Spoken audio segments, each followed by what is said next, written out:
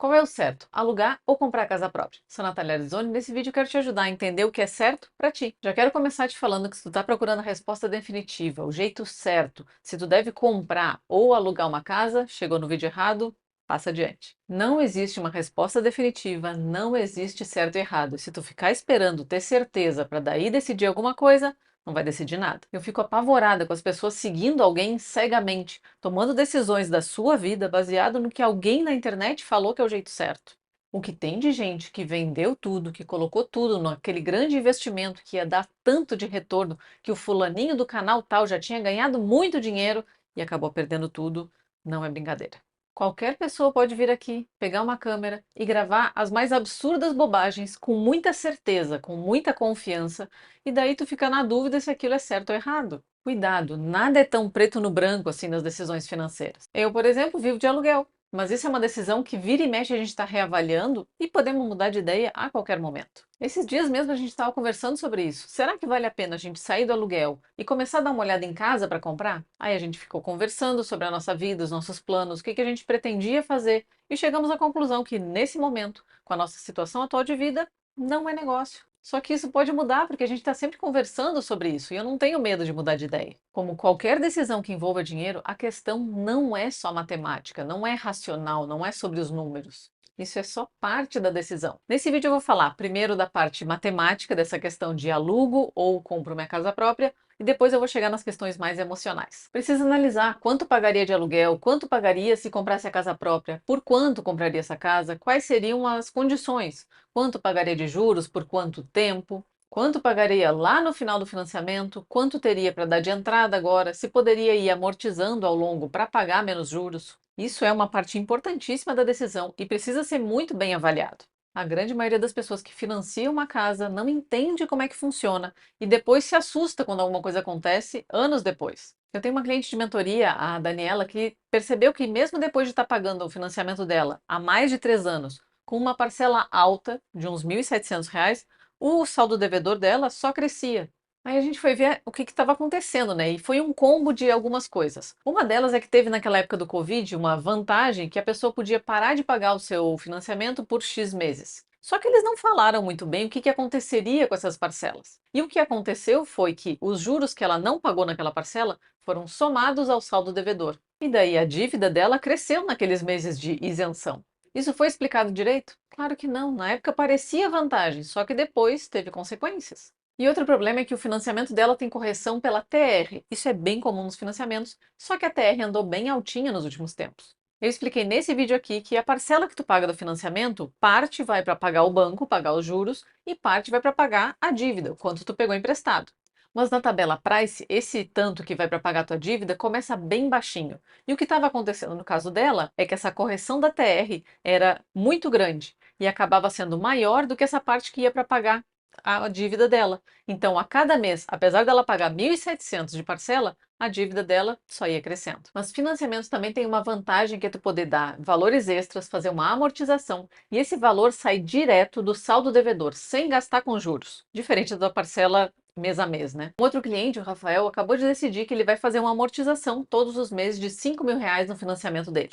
Isso vai fazer com que o financiamento dele, que falta ainda 24 anos, seja quitado em menos de 3. Imagina quantos juros ele vai economizar, vai deixar de pagar com essas amortizações extras. Muito cuidado com as suas decisões financeiras, principalmente essas muito grandes, muito impactantes, como os financiamentos, que têm muito tempo e envolvem muito dinheiro. Precisa entender muito bem a matemática ali por trás e as regras para conseguir tomar uma boa decisão. Esses tempos eu fiz uma consultoria para ajudar uma pessoa a decidir qual era a melhor opção de financiamento, porque tu vai no banco e tu pode pedir várias opções. No caso, ela tinha algumas combinações de tabela saque e price, e também em prazos diferentes, em 25 e 30 anos. Qual deles valia mais a pena? Então a Cintia me contratou para a gente fazer essa análise juntas, para conseguir entender qual seria a melhor decisão ali.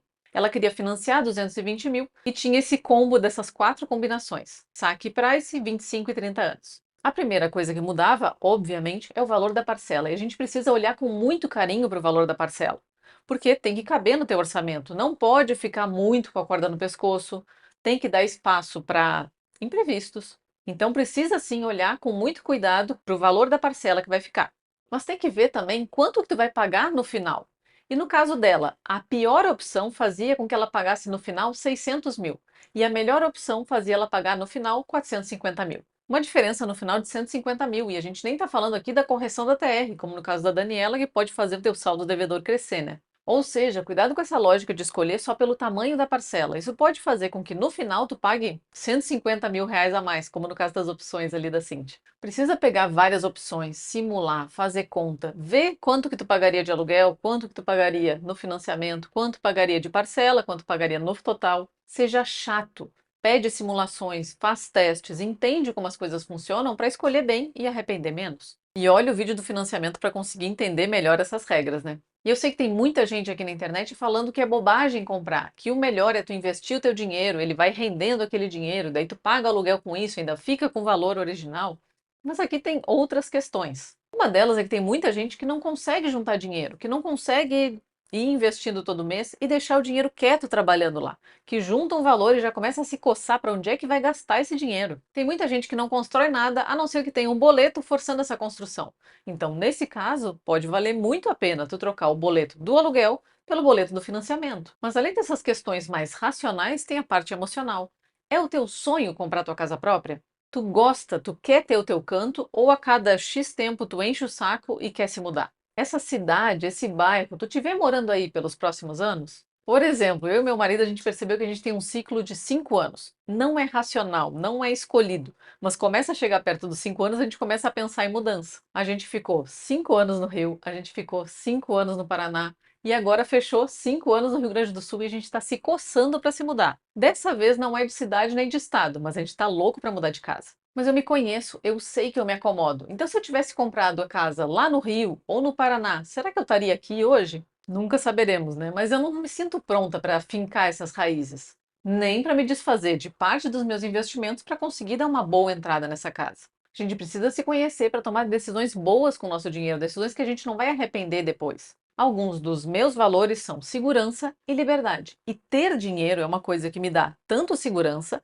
quanto a liberdade de poder mudar quando eu quiser. Isso é uma coisa que eu imagino que a casa própria não vai me dar. Eu perderia um pouco da segurança, porque teria virado casa, e eu perderia parte da minha liberdade também. Se eu tivesse filhos, isso mudaria? Talvez. Se meu negócio fosse físico e não online, isso mudaria? Talvez. Mas entende como isso não é uma decisão simples de se tomar, muito menos algo que tu pode delegar para alguém na internet escolher por ti, te dizer qual é o jeito certo. É a tua vida e o lugar onde a gente mora influencia muito. Se a tua vizinhança é um lixo, isso influencia. Se a tua vizinhança é maravilhosa, isso influencia. Se a tua vizinhança é maravilhosa, mas os vizinhos vivem competindo quem gasta mais, isso influencia. Onde a gente mora influencia, onde a gente faz as compras, o que a gente compra, os móveis da nossa casa, o carro que a gente dirige, a escola dos filhos. E isso não pode ser uma decisão feita de qualquer jeito. E também não dá para esperar ter muita certeza das coisas para daí agir, porque daí nunca vai agir, né? Vai ficar sempre em cima do muro. A gente precisa escolher e daí tirar um tempo para analisar aquela escolha, para ver se foi uma boa escolha, o que que deu certo, o que está funcionando, o que que não está funcionando. É assim que a gente vai conseguir tomar as escolhas melhores da próxima vez. E aqui, quanto melhor tu te conhecer, quanto mais tu te observar, te analisar, quanto mais tu conversar com teu companheiro ou tua companheira sobre o que vocês querem da vida, quais são os planos, quais são os sonhos, para onde vocês estão indo, melhores vão ser as escolhas de vocês, menos vocês vão arrepender. Vira e mexe, a gente conversa aqui sobre essa questão de comprar uma casa, porque dá um certo nervoso ficar pagando aluguel, parece um dinheiro meio jogado fora, né? Mas ao mesmo tempo eu tenho a liberdade de mudar minha vida conforme eu quiser, e eu tenho a segurança de ter o meu dinheiro trabalhando para mim. Então, será que não vale? Para mim, tá valendo. E claro, sempre bom lembrar que quanto menor for o teu gasto fixo, mais vai sobrar para os gastos variáveis, uma viagem, um passeio, para inventar coisa e também para investir, para colocar o teu dinheiro para trabalhar para ti.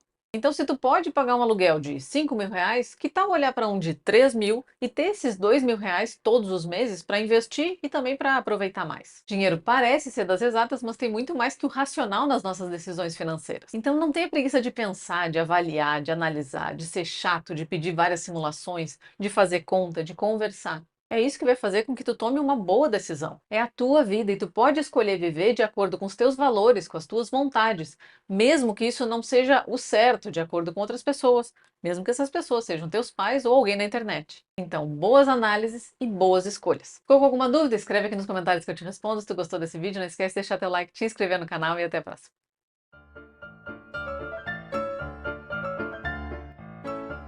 mais absurdas, as bobagens fan... Eu chorei. A gente está reavalidando também. Precisa analisar. Atropelando as palavras tão rápido que eu tô falando.